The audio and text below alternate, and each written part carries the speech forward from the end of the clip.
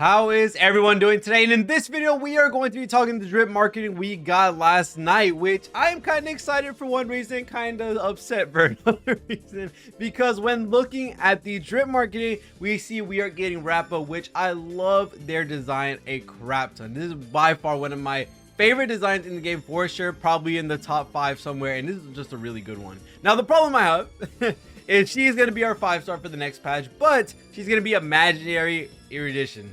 Now, we all know, for the most part, how we feel about erudition characters. A lot of these guys don't perform anywhere else besides pure fiction. There are some rare exceptions, like someone like Jing Yuan, someone like Qing Chui. These characters are two people that can use in other modes, like Apocalyptic Shadows, if you do use these guys in Apocalyptic Shadows, and same with MOC. And for the most part, their performance is okay compared to a lot of the other characters in the other paths, like Hunt, like Destruction, where we're getting these absolutely massive powerhouses for DPSs like Boohill, Firefly, Dr. Ratio, Yun Li, all these other characters that are absolutely killing it right now in these respective modes. So looking at Rappa being an erudition unit, this has me at a curiosity of what she's actually going to do, because right now she is going to be our first Imaginary Erudition. Am I right? Yeah, that is going to be correct. She's our first Imaginary Erudition, so this is going to be a very new thing to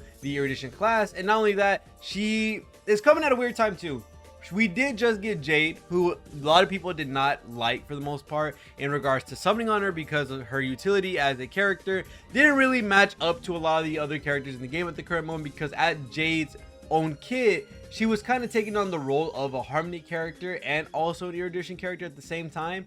And with that being said, she was trying to take up a spot similar to someone like Robin, Sparkle, Ruame, Bronya. And we all know for the most part that what Jay was providing, which was just speed, and of course her being able to do actions based on other people's attacks, that we were not going to get a lot out of her in terms of support. So looking at Sparkle, Ruame, and Bronya, you would rather have these characters in, or even someone like Ting Yun, to be able to take in that spot that Jade has, which was the reason why a lot of people just didn't summon on her. And not only that, her damage wasn't that crazy as well when you were slotting her into an actual team that didn't comprise of 3 supports and then Jade. But of course, you can make that type of team, but it just wasn't the more realistic team to run when it came to making a character shine in what she was supposed to do, which is being a sub DPS / support and not being the hyper carry of the team.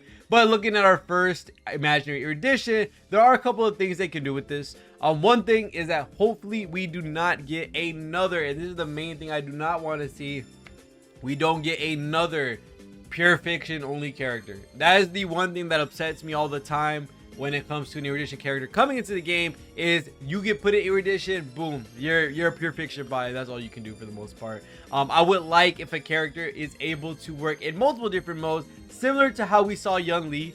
Yun Li works perfect, and I mean absolutely perfect, in Apocalyptic Shadows. She's able to destroy MOC, and she's also able to do pure fiction. A really great unit that a lot of people slept on, or a lot of people did not want to roll for, which makes sense. We have Fei Xiao coming out very soon, another DPS that a lot of people are looking forward to. And there's also Ling Xiao, who is an abundance character. So there's a lot of stuff coming out right now that is going to want your Jades more than someone like Yun Li, more than someone like Xiao Shou, which Xiao Shou is also a really good character as well. But to talk about the DPSs, Yun Li is by far one of the better universal picks to get as a character when she was available, because she was able to do every single mode in the game, pure fiction, MOC, Apocalyptic Shadow, and that's a quality you want in a lot of the newer characters coming out, because you really don't want a character who is going to be just pure fiction or just MOC or just Apocalyptic Shadow, because if you do, you're gonna have to summon for more characters as it gets harder, and we're gonna be splitting roles, splitting characters. Guys, gonna be more characters you need to summon on, and that's not super Jade efficient unless you already like those characters before their kit. Looking at the erudition class, we already seen that a lot of these characters are just for pure fiction for the most part. Argenti did have a moment in time where he was actually really viable inside of MOC, because they did cater it a lot towards him. They made sure that the whole field was full of characters. They made it so that Cirrus was the end game boss for MOC 12, where he was non-stop spawning in enemies in opposed to it counting for his health. And that allowed someone like Argenti to shine like crazy, and also a lot of the other erudition units. But so far, we just haven't seen a lot of love for the erudition class, especially when it comes to other modes being able to incentivize to use them, because for the most part a lot of them are now centered towards break, which makes 100% sense because as of recent a lot of these guys are of course coming out as in the break class. We have characters like Firefly, we have characters like Boohill. These two characters have been absolutely going crazy, and for the most part we're still building up break when it comes to Linkshot coming out, most likely being a break centered abundance character, because we need someone to basically take away a Gallagher from the team and make a premium version of that. And that's where I want to go with when it comes to what she might do in the future when it comes to Rappa, because Rappa right now is coming at a weird time, especially when Jade was such of a, I guess you could say, foul ball when it came to her release and not a lot of people wanting her. What could they do to give an erudition unit some love, or give an erudition unit something so that they aren't subjected to only pure fiction, or it's in a different way? Now, the one way I can see it is they just rework erudition as a whole in terms of what they're able to do, because AoE is not going to cut it. These guys are able to do AoE really good for pure fiction, not really great for anything else. So we really need something like how Yun Li is able to single out units when it comes to, you do damage to AoE, you do damage at a bigger scale, and as characters get lower, or as characters on the field start to diminish and there's only one enemy on the field, you're not wasting damage by there not being as many enemies on the field. More so, all that damage is going into that one enemy that would have gotten spread out. I think that's a really good mechanic that Yun Li has, and something that's really good for a majority of characters. Even someone like Argenti has as well. Just we haven't seen it a lot for a lot of characters. The only problem with Argenti, the reason why this mechanic works for him but isn't beneficial to like other modes like MOC and all that, even though he can select one enemy, I guess you could say, once everybody else is dead, is because he requires for a crap ton of enemies to be on the field to be able to build out his energy, to be able to build out his crit damage, or was it crit rate bonus that he gets off of his trace. It's a lot of things that go with you needing a lot of characters on the field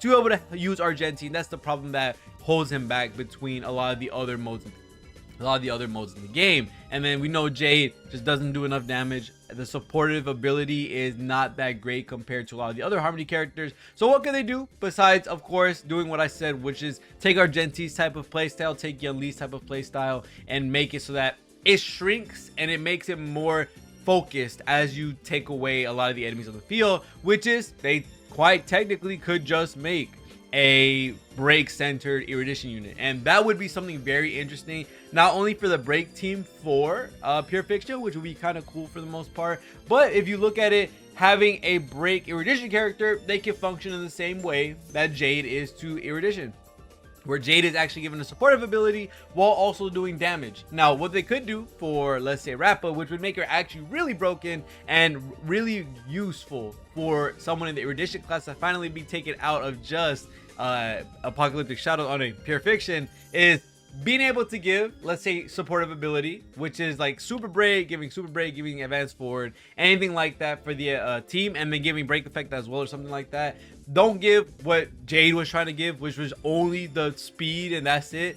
Actually give them some buffs that make a lot of sense. Give them the ability to super break, give them the ability to have extra break, and give them the ability to get action advance forward or something like that. And then on your off turn, which we know a lot of these erudition characters are really good for their off field damage, while supporting, you get constant break of efficiency damage with, let's say, every time an enemy gets broken, Rappa does a follow-up attack or something like that, or Rappa does a charge of her ultimate every time. Ooh, that would be super cool. Rappa gets a charge on her ultimate, and whenever you break 3 or 4 characters, whatever it ends up being, then you end up getting a charge on your ultimate, and then boom, you're able to do some crazy junk. Like now you're delaying all the enemies, they can't go back up so that they can get their toughness bar back or something like that. And it helps out characters like Boohill, like Firefly, or whatever other break effect unit you're trying to use with the buffs from Ruan Mei and HMC or anybody like that, which would be kind of exciting for the most part. So other than that, that's pretty much it when it comes to Rappa. I hope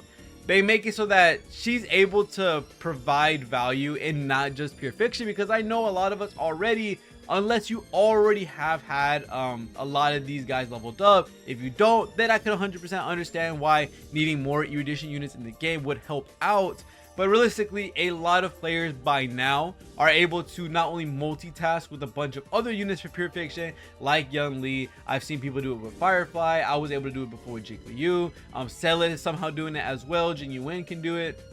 As long as you can get a lot of these guys to multitask in pure fiction, there isn't a need for a actual 100% pure fiction character, especially when characters like Herda and Himiko are almost readily available for a lot of people. Of course, you have to lose your 50-50 for Himiko, but realistically, a lot of these guys are super easy to get for the pure fiction, and it just isn't the right thing to do when it comes to bringing out more erudition characters that only do pure fiction and not being able to use them anywhere else. So hopefully that's not the case. But thank you guys so much for watching. I'll wait to the video. See y'all guys in the next one.